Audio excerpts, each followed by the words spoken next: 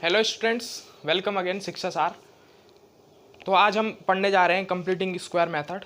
मेरी previous video में मैंने आपको फैक्टराइजेशन मेथड करा दिया था और उससे रिलेटेड जो 2 एक्सरसाइज थी वो मैं कंप्लीट करा चुका था।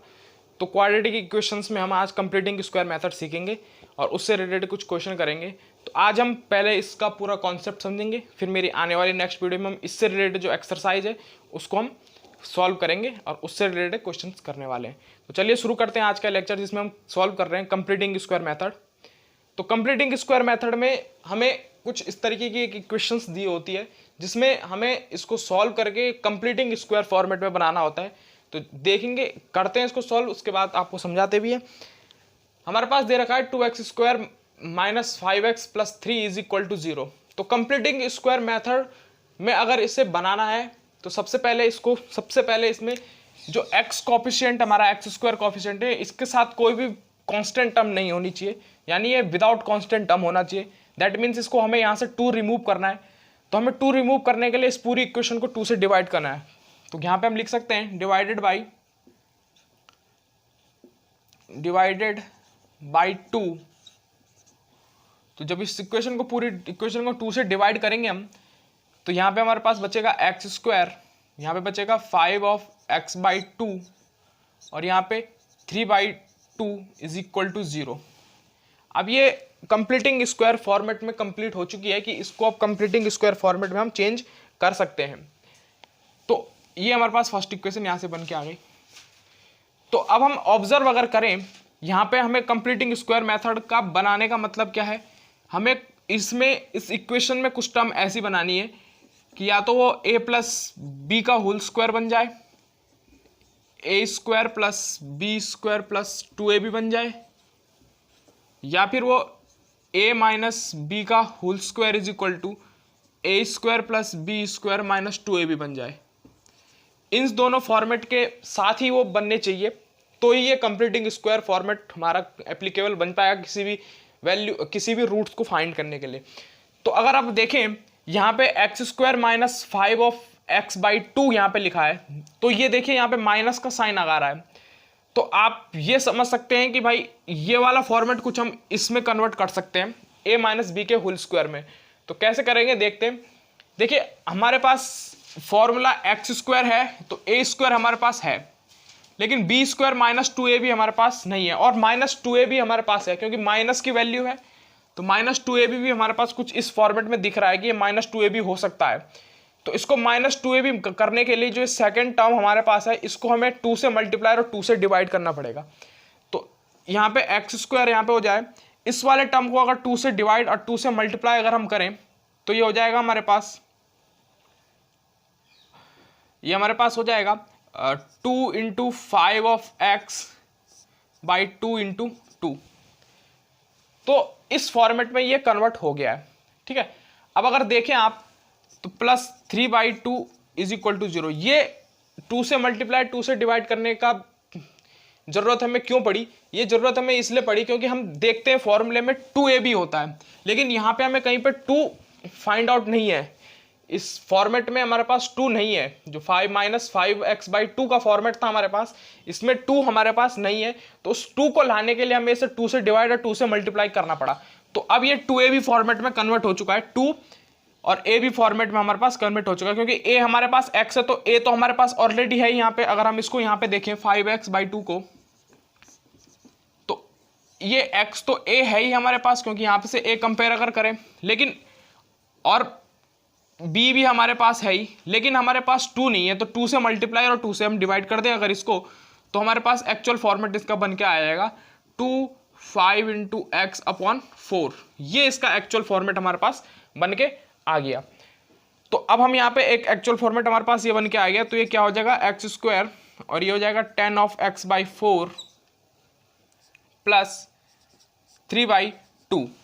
अब देखेंगे आप कि अभी हमारे पास केवल x² यानी a² वाला फॉर्मेट प्लस -2ab वाला फॉर्मेट बना है, b² का फॉर्मेट हमारे पास नहीं बना है। तो b² के फॉर्मेट को बनाने के लिए हमने यहाँ पे देखा कि भाई, अभी हमने यहाँ पे कंपेयर करा कि हमारे पास 2 की कमी थी यहाँ पे, तो हमने 2 से मल्टीप्लाई 2 से डिवाइड करा। तो अगर हम यहाँ से कंपेयर करके दोबारा से देखें एक बार कि b की वैल्यू यहाँ से क्या बन सकती है।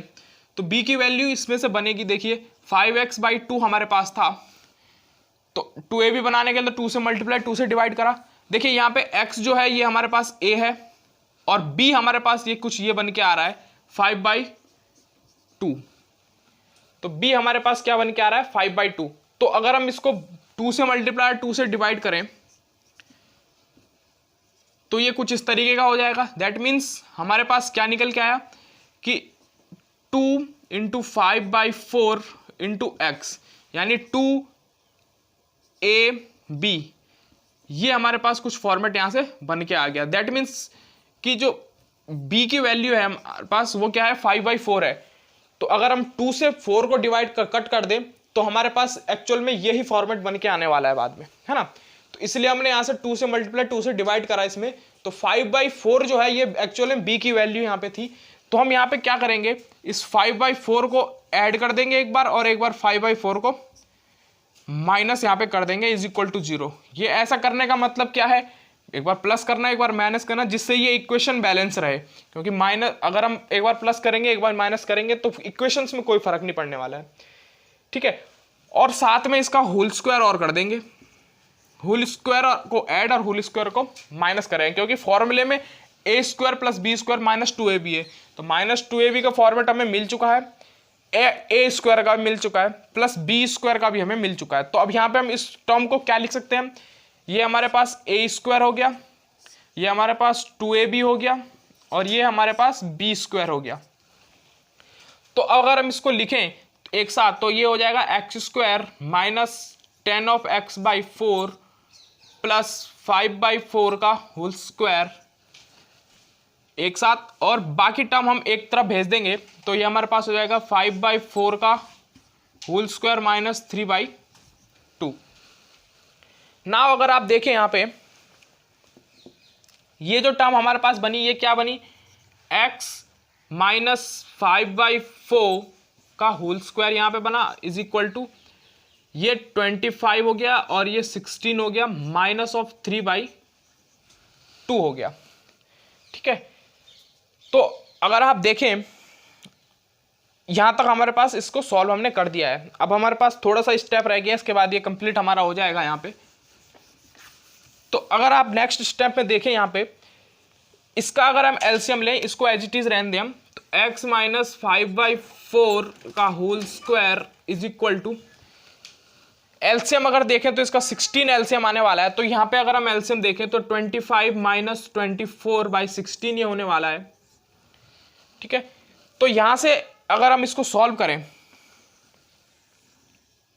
तो यहां पे हमारे पास क्या बचेगा, x - 5/4 का होल स्क्वायर = ये 1/16 है, क्या हो जाएगा ये 1/16 यहाँ पे बचने वाला है। 25 - 24 तो 1/16 ये बचने वाला है।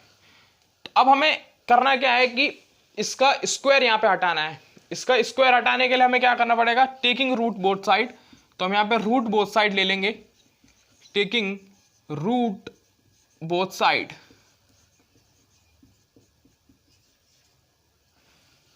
अगर हम रूट बोथ साइड लें तो यहाँ पे हमारे पास क्या हो जाएगा, x - 5/4 का होल स्क्वायर का अंडर रूट यहाँ पे लग जाएगा और साथ में 1/16 का रूट यहाँ पे लग जाएगा।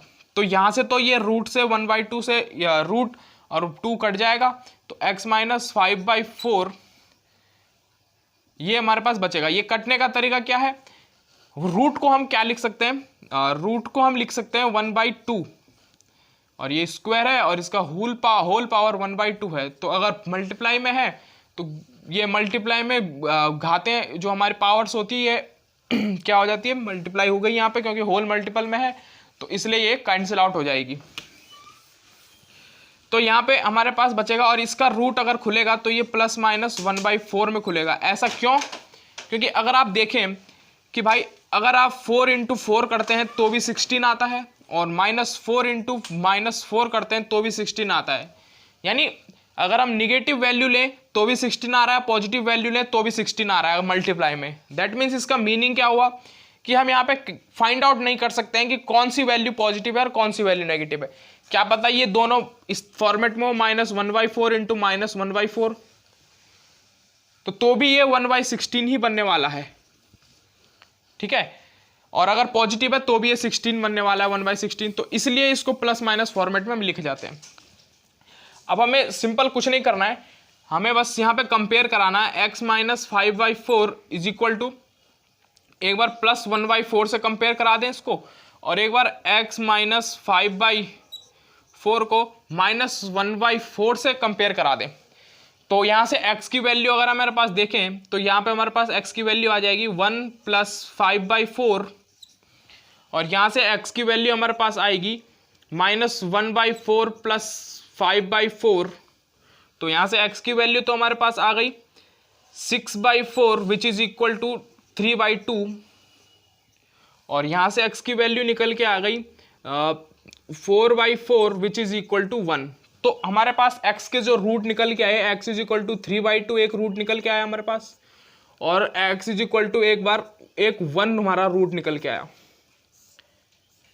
तो इस तरीके से हम कंप्लीटिंग स्क्वायर मेथड से x के रूट फाइंड आउट कर सकते हैं।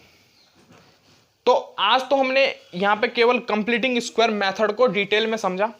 मेरी नेक्स्ट वीडियो में आपको मैं इसी से जस्ट जो 4.3 एक्सरसाइज है उसमें कंप्लीटिंग स्क्वायर मेथड के काफ़ी क्वेश्चन दिए गए हैं, तो हम उनको एक साथ डिटेल में सॉल्व करेंगे। तो मिलते हैं मेरी नेक्स्ट वीडियो में, जिसमें हम कंप्लीटिंग स्क्वायर मेथड से रिलेटेड क्वेश्चंस करने वाले हैं।